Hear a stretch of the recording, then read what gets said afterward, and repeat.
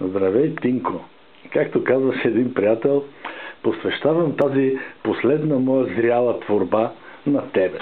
Това, което виждаш, е едно произведение, наречено домашна шлайф машина. За така нужното на всеки от нас подравняване на страничното чело на всички остриета, особено важащо за тебе, който правиш сгавайки. Тук ми е пръста. Ето тая площадка е охоризонтена. Ще се опитам да покажа. Не знам как фокусира това, но ако се вижда, не се вижда добре. В тая посока, по цялата дължина и в тази посока е идеално хоризонтално, при положение, че не при положение, най-важното е, че и този външен ръб и този ръб няма никакво подяждане, което е обикновено най-често срещания съкатлък. Това е магнитната маса, която ти е добре позната. Това е долната плоча от гранитни стъпала, това, което съм имал. Това е движението, което извършваме на ръка. Това е шмиргела, който съм преметнал с главата надолу. Тук на това место съм го завъртял на 180 градуса, за да дойде копчето отпред, иначе идва отзад, защото тия въртат в тая посока, за да не фърчат искрите към мене. Тук има най-обикновен бял абразивен камък, нямам представа какъв е, но реших, че белия ми е най-ситен от всичките. И със защитата,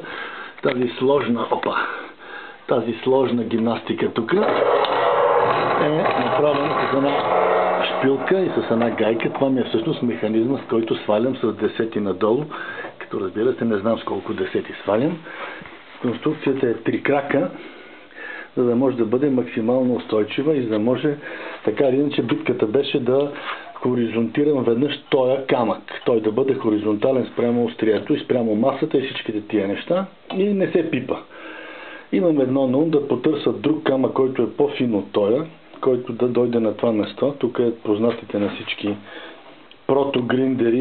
протогриндеристи, меките ротофлекси, какво бяха шайби на синя птица. Ясен Ников най-добре знае. Но те се ползват още за други неща. Но ако това успее да се види, ще изнесем масата.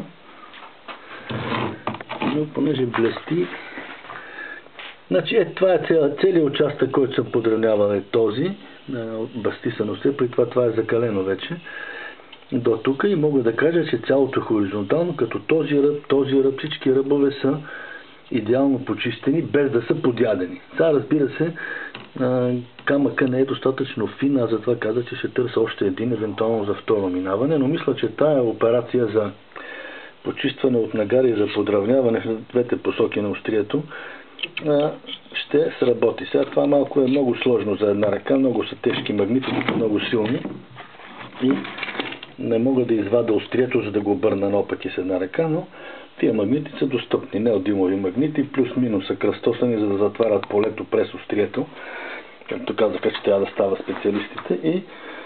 И това е. Ето е машината. Този шмиргел ми е бил в повече.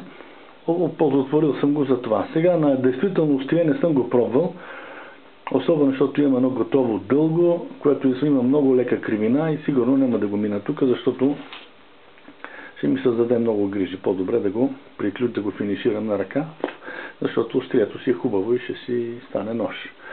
Това е, Тинко, подарък от мен. Чао!